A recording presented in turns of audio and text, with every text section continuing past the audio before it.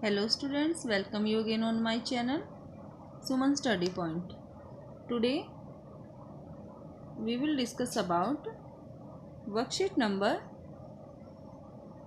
40। आज की जो हमारी वर्कशीट है वो हम कौन सी वर्कशीट कर रहे हैं, जो हमारी वर्कशीट है कार्यपत्रक बोलते हैं हिंदी में 40। ठीक है, 40वां है हमारा चैप्टर। जो विषय है हमारा सब्जेक्ट है लोकतांत्रिक राजनीति। और कौन से लेसन से लिया गया है ये टॉपिक जो हमारा है नीतिगत फैसलों की प्रक्रिया टॉपिक है। और ये चैप्टर से लिया गया है संस्थाओं का कामकाज, वर्किंग ऑफ इंस्टीट्यूशन, संस्थाओं के कामकाज से ये लिया गया है। सिविक्स का आपका ये चैप्टर है लोकतांत्रिक राजनीति, क्लास 9th। डेट कब का है ये वर्कशीट कब की है हमारी, ये 6 अक्टूबर की। कार्यपत्रक 40 नीतिगत फैसलों की प्रक्रिया। हमारे देश में राष्ट्रीय स्तर पर सरकार को केंद्र या संघ की सरकार कहा जाता है और केंद्र सरकार के महत्वपूर्ण फैसलों में मुख्य भूमिका निभाने वाली संस्थाएं हैं। अब देखो, केंद्र सरकार हमारे यहाँ पर 2 लेवल की सरकारें होती है, आपको पता, केंद्र सरकार और राज्य सरकार। ठीक है, जो कि सेंटर में है केंद्र सरकार, उसे संघ की सरकार भी कहते हैं। जो नेशनल लेवल पर राष्ट्रीय स्तर पर काम करती है उसे क्या कहते हैं, केंद्र या संघ की सरकार। केंद्र सरकार की कार्य जो है महत्वपूर्ण फैसले में 3 हमारी मेन संस्थाएं हैं। देश में क्या है, 3 मेन संस्थाएं हैं जो मुख्य भूमिका निभाती हैं, महत्वपूर्ण भूमिका निभाती हैं। विधायिका, कार्यपालिका और न्यायपालिका। ठीक है, कानून बनाने वाली विधायिका क्या काम होता है, कानून बनाती है। जैसे संसद में है, महत्वपूर्ण फैसले लिए जाते हैं, कोई बिल पास किया जाता है, कोई नया कानून बनाया जाता हो तो कहाँ पर, संसद में। फिर विधायिका के आगे जैसे संसद है, संसद के 2 अंग हैं। फिर कार्यपालिका, कार्यपालिका का क्या काम होता है, कानून का पालन कराने वाली, मतलब जो कानून विधायिका ने बनाए, जो कानून संसद में बनाए गए, उन कानूनों का फिर वो कानून अप्लाई कौन कराता है, कार्यपालिका। कौन कराता है, कार्यपालिका।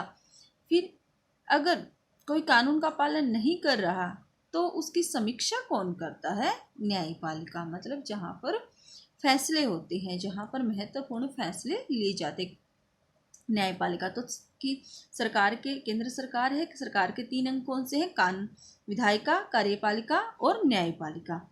राजनीतिक, अब ये 3 जो संस्थाएं हैं इनकी आवश्यकता क्यों पड़ी हमें, राजनीतिक संस्थाओं की आवश्यकता। सरकार पर नागरिकों की सुरक्षा, शिक्षा, इन स्वास्थ्य संबंधी सुविधाएं आदि मुहैया कराने की जिम्मेवारी होती है सरकार की। तभी तो हम नेताओं को चुनते हैं। वह कर, टैक्स इकट्ठा करके सेना, पुलिस और विकास कार्यों पर खर्च करती है।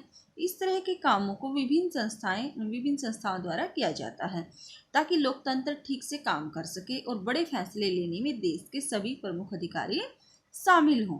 तो मतलब संस्थाओं की आवश्यकता क्यों पड़ती है कि नागरिकों को सुरक्षा, शिक्षा, स्वास्थ्य सुविधाएं मुहैया कराने के लिए हमें राजनीतिक संस्थाओं की आवश्यकता पड़ती है। अब जो टैक्स वो इकट्ठा करते हैं उन्हें फिर वो जन सुविधाओं के कार्यों में लगाते हैं। इन संस्थाओं में निर्णय लेने वाले, अब देखो ये जो संस्थाएं हैं इनमें निर्णय कौन लेता है, राष्ट्रपति, जो कि औपचारिक रूप से देश का सबसे बड़ा अधिकारी होता है। देखो, भारत में 2 तरह की कार्यपालिका है, एक तो है वास्तविक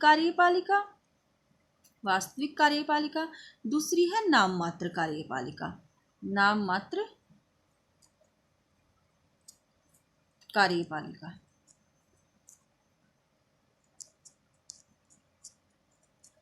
वास्तविक कार्यपालिका क्या है, प्रधानमंत्री और उसकी मंत्रिपरिषद जो वास्तव में फैसले लेती है। नाम मात्र कार्यपालिका जैसे राष्ट्रपति, क्योंकि राष्ट्रपति जो है वो संसद का अंग भी होते हैं, ठीक है, लेकिन हमारे देश में वास्तविक रूप से सारी शक्तियां प्रधानमंत्री के पास है। राष्ट्रपति को नाम मात्र की कार्यपालिका माना जाता है, उनके पास सारी शक्तियां नहीं होती।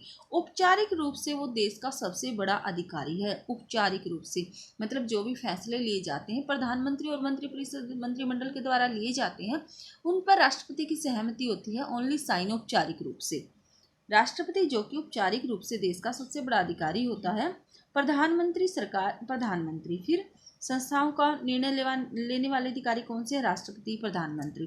प्रधानमंत्री कौन है? सरकार की ओर से अधिकांश अधिकारों का इस्तेमाल वही करता है तथा अन्य मंत्रियों की नियुक्ति में भी राष्ट्रपति से सिफारिश करता है।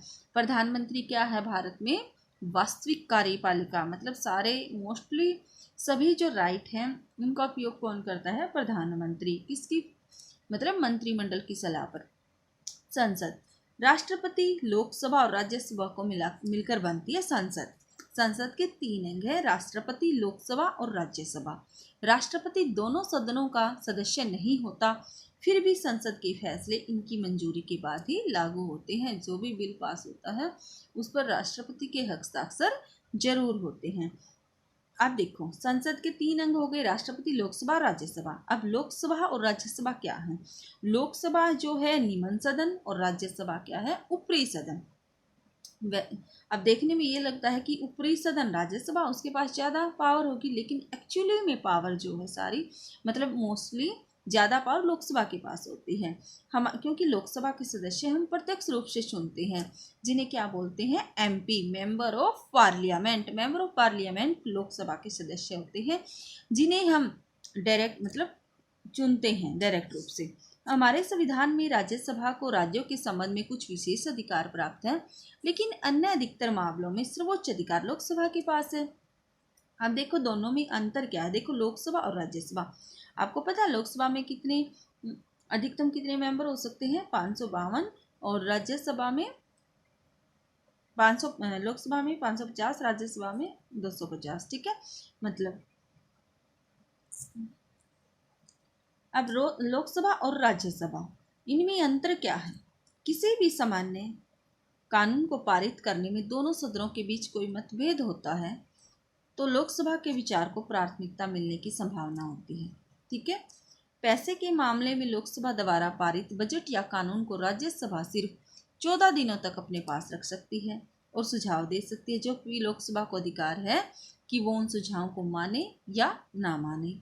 सबसे बड़ी बात तो यह है कि लोकसभा मंत्रिपरिषद को नियंत्रित करती है। सिर्फ वही व्यक्ति प्रधानमंत्री बन सकता है। सिर्फ वही व्यक्ति प्रधानमंत्री बन सकता है जिसे लोकसभा में बहुमत हासिल हुआ हो। लोकसभा के आधे से अधिक सदस्य यह कह दें कि उनको मंत्रिपरिषद पर विश्वास नहीं है तो प्रधानमंत्री सहित सभी मंत्रियों को पद छोड़ना पड़ेगा, जबकि राज्यसभा को ये अधिकार प्राप्त नहीं है। तो ये है लोकसभा बनाम राज्यसभा। आप और भी, जैसे आपका क्वेश्चन है लोकसभा और राज्यसभा में क्या डिफरेंस है, अंतर बताएं। ठीक है, तो आप ये भी लिख सकते हो कि लोकसभा क्या है? लोकसभा संसद का निम्न सदन है, जबकि संसद का निम्न सदन है, जबकि राज्यसभा संसद का ऊपरी सदन है। ओके, फर्स्ट तो ये हो गया ऊपरी सदन है। फर्स्ट डिफरेंस ये, सेकंड डिफरेंस चलो आगे करवाती हूँ। फर्स्ट डिफरेंस ये है। अब देखो इसमें, देश की केंद्र सरकार से आप क्या समझते हैं? इसकी प्रमुख संस्थाओं के नाम बताओ। तो इसका आंसर कहाँ से लिखोगे आप? हमारे देश में राष्ट्रीय स्तर पर सरकार को केंद्र या संघ की सरकार कहा जाता है। ठीक है, तो आप लिखोगे जो राष्ट्रीय स्तर पर कार्य करती है उस सरकार को क्या कहा जाता है? केंद्र की सरकार या संघ की सरकार। यहाँ से आपका फर्स्ट क्वेश्चन का आंसर। और फिर उन्होंने बोला है केंद्र सरकार के महत्वपूर्ण फैसले निभाने वाली 3 संस्थाएं कौन सी है? विधायिका, कार्यपालिका और न्यायपालिका। इन तीनों के आपको नाम लिखने हैं। ये है आपके फर्स्ट क्वेश्चन का आंसर। अब देखो, राजनीतिक संस्थाओं की आवश्यकता क्यों है? तो आप कैसे लिखोगे? राजनीतिक संस्थाओं की आवश्यकता सरकार पर नागरिकों की सुरक्षा, शिक्षा और स्वास्थ्य सुविधाएं आदि मुहैया कराने की जिम्मेवारी है। ठीक है, तो हम क्या लिख देंगे? नागरिकों की सुरक्षा, शिक्षा और स्वास्थ्य सुविधाएं आदि मुहैया कराने के लिए हमें राजनीतिक संस्थाओं की आवश्यकता पड़ती है। ठीक है, अब अगला क्वेश्चन है, देखो संस्थाओं के प्रमुख निर्णय लेने में कौन कौन अपनी भूमिका निभाते हैं? तो कौन कौन अपनी भूमिका निभाते हैं? राष्ट्रपति, प्रधानमंत्री, संसद। ओके, आगे देखो, लोकसभा और राज्यसभा में क्या अंतर है, ये अंतर मैं आपको बता रही थी। लोकसभा और राज्यसभा में क्या अंतर है। राजनीतिक संस्थाओं की, ये ऊपर हो गए सारे। लोकसभा फर्स्ट मैंने अंतर बताया भी था। लोकसभा हम लिख देंगे, लोकसभा संसद का निम्न सदन है, जबकि राज्यसभा ऊपरी सदन है, निम्न सदन है, जबकि राज्यसभा ऊपरी सदन है, ठीक है। नेक्स्ट हम लिखेंगे लोकसभा के सदस्यों को हम डायरेक्ट चुनकर भेजते हैं, ठीक है। चुनाव में उनका हम जनता के द्वारा चुनकर भेजे जाते हैं, जबकि राज्यसभा के सदस्य जनता के द्वारा डायरेक्ट रूप से नहीं चुने जाते, ठीक है। आप ये यहाँ से लिख दोगे। अब लोकसभा और राज्यसभा में ये भी अंतर है कि लोकसभा के पास धन विधेयक पारित करने की शक्ति होती है, जबकि राज्यसभा को 14 दिन तक उसके पास राज्यसभा रख सकती है, ये यहाँ से आप लिख सकते हो। फिर उसके बाद बिल खुद पास समझा जाता है, यहाँ से भी लिख सकते हो आप इसका एक। तो ये 4 पॉइंट आप बना सकते हो। ये मैंने आपको अच्छे से समझा दिया है कि आपको ये क्वेश्चन के आंसर कहाँ से मिलेंगे। अगर वीडियो पसंद आई है तो लाइक ज़रूर करें और शेयर और सब्सक्राइब।